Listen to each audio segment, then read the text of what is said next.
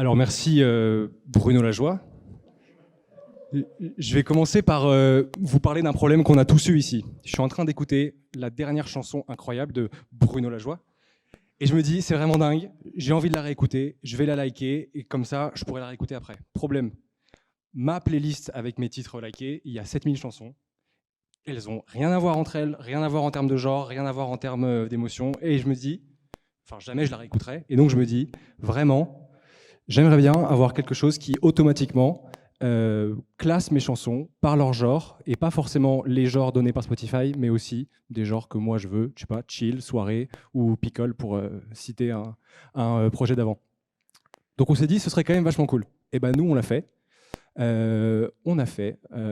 Donc on va vous montrer, on va rompre la règle qui dit qu'on ne doit jamais faire de démo live parce que ça marche jamais.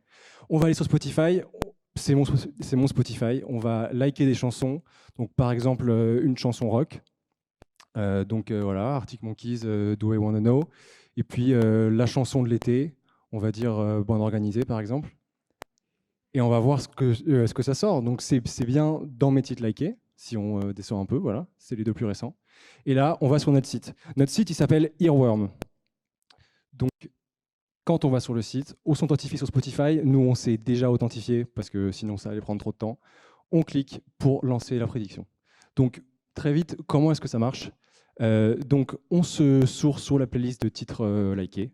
On extrait des spectrogrammes, qui est une donnée sur laquelle notre modèle il va tourner, et on fait des prédictions de genre. Nos prédictions de genre, parce que nous, on ne veut pas les prédictions de genre Spotify, parce que les prédictions de genre Spotify, rap Marseille, rap conscient, jamais j'ai envie d'écouter ça. Donc, le site, il a prédit. Et là, on voit voilà, les deux chansons qu'on vient de liker. Bande Organisée, bon, il dit que c'est du hip-hop. Le genre Spotify, c'est French hip-hop. Si vous connaissez, normalement, c'est du hip-hop. Do You Wanna Know, il dit rock, etc. Et ensuite, on remonte. Il y a les petits boutons. Par exemple, je veux créer une playlist hip-hop. J'appuie sur le bouton hip-hop. Je vais dans mon Spotify. Suivez-moi. Hein. Je vais dans mon Spotify et j'ai une playlist hip-hop qui s'est créée avec la chanson.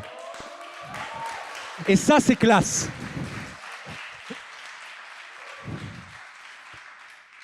Alors, tout ça, comment ça marche ? Alors, tout d'abord, sur quoi est-ce qu'on a entraîné le modèle ? Donc, on l'a entraîné avec Spotify. On a pris 3500 samples de 30 secondes classés par genre, Spotify. On a fait du processing dessus avec une librairie qui s'appelle Librossa. On a eu un modèle, on sort le modèle, on le sauvegarde. Maintenant, si on veut pouvoir lui parler par Internet, il faut en faire une API. Donc, on l'a mis dans un container Docker, on l'a mis sur Cloud Run, et maintenant, top, on peut y accéder par Internet. Ensuite, on a fait le site, principalement Elise, mais bon, on a fait le site quand même. Je vais dire on, et on va appeler deux API différentes. D'abord, l'API Spotify de tout à l'heure, parce qu'il faut pouvoir prendre les titres likés et prendre le MP3 sample qui dure 30 secondes qui permet de faire la prédiction, et puis la nôtre pour faire la prédiction. Et voilà. Et donc on a ce qu'on vous a montré, tout à l'heure. Donc pour l'instant c'est un petit peu magique, mais pourquoi est-ce que le spectrogramme permet de classifier les chansons entre elles et du coup de remonter au genre ?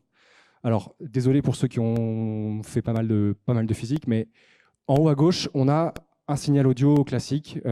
Il a une période parce que c'est la note. Il faut savoir que tout signal périodique, qu'il soit sinusoïde ou pas, on peut le décomposer en une somme de sinusoïdes qui ont des fréquences différentes. Et notamment, il y a une de ces sinusoïdes qui est celle qui a la fréquence la plus basse. Oui, c'est ça, la plus basse, pardon, mais la période la plus longue. Et vous l'avez probablement déjà entendu, cette sinusoïde, la fréquence de cette sinusoïde, c'est ce qu'on appelle le fondamental. Et le fondamental, c'est ce qui fait la note. C'est ce qui fait que c'est quand même un La, que ce soit moi qui le chante ou que ce soit Ashot qui le chante, on aura le même fondamental. Ce qui change le timbre, c'est-à-dire ce qui fait la différence entre deux La, c'est les rapports d'amplitude entre les harmoniques. Donc, par exemple, Ashot, il a une voix super grave. Si ça, c'était un schéma qui représentait sa voix, son harmonique 2, peut-être qu'elle devrait être encore plus haute, et la mienne, qui est une voix fluette, devrait être beaucoup plus bas. Voilà, vous avez l'idée, je pense. Donc, à partir de là, on vous rappelle ce que ça nous donne.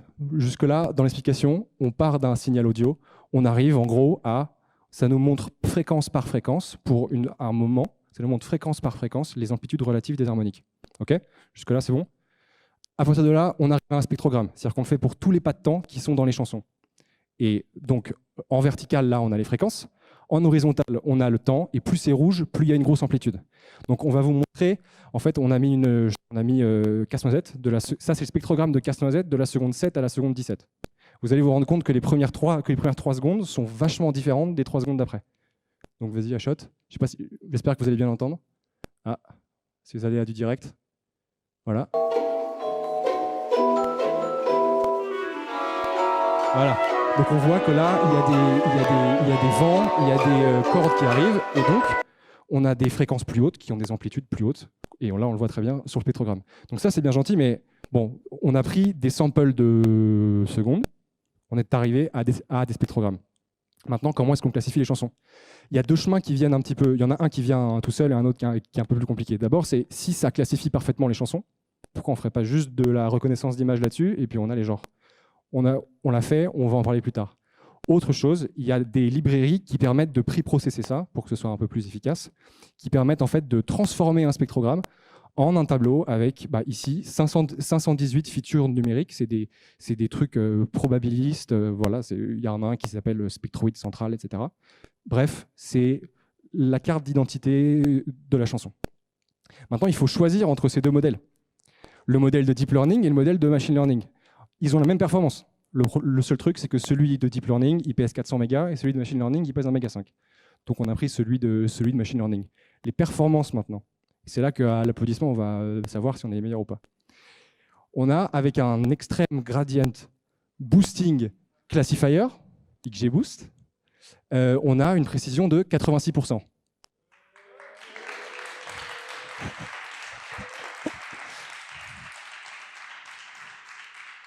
Et donc, juste pour expliquer un peu le tableau, en vertical, c'est les genres réels, et en horizontal, c'est ce qu'on prédit. Donc, par exemple, pour le hip-hop, si c'est une chanson de hip-hop, 90% du temps, on va dire que c'est du hip-hop, 6%, on va dire que c'est de la pop, etc. Je pense que vous avez compris. Et donc, la diagonale, c'est la précision. Et là, on remarque qu'il y a deux genres qui sont un peu moins bons. Ils ont 10% de moins que les autres. Ils sont à 75 au lieu d'être à 85, quoi. Et surtout, souvent, on prédit l'autre quand on devrait prédire l'un et on prédit l'un quand on devrait prédire l'autre. Donc, on a essayé de comprendre pourquoi c'était ça. Et donc, on a fait une petite visualisation. Donc, en fait, comme je vous ai dit tout à l'heure, il y avait 518 features numériques dans notre modèle. On ne peut pas vous le montrer parce que malheureusement, on voit qu'en 3 dimensions. Donc, ce qu'on a fait, c'est qu'on a réduit ces 518 dimensions dans les 3 dimensions qui expliquaient le mieux la différence entre les genres.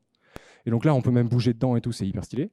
Et on voit bien le classique qui est en bleu ciel, là, qui est clairement séparé des autres. On voit le jazz en orange qui est clairement séparé des autres. Et puis là, de ce côté-là, on voit qu'il y a un petit blob, mais en fait, c'est 3. En vert, c'est l'électronique, en violet, c'est le hip-hop. Et puis, on retrouve les deux qui nous ont un peu saoulés, la pop et le rock, qui sont, là, on les voit, ils sont confondus les uns au-dessus des autres. Donc, c'est déjà pas mal qu'on arrive à les prédire. Je sais que c'est ça que vous êtes en train de penser. Et en fait, on a un peu réfléchi et on s'est rendu compte que, notamment quand on prenait des chansons pop d'il y a 20 ans, en fait, il les prédisait en rock. Parce que la pop d'il y a 20 ans, en fait, c'est du rock actuel, plus ou moins. Et vu qu'on l'a entraîné sur des chansons actuelles, forcément, il prédit du pop. Le modèle, il est intelligent, mais pas vraiment non plus. Donc voilà, merci beaucoup. Et ce site, il est accessible par n'importe qui. C'est earworm.fr. Vous pouvez y aller, vous connecter à votre Spotify et vous pouvez prédire. Merci beaucoup.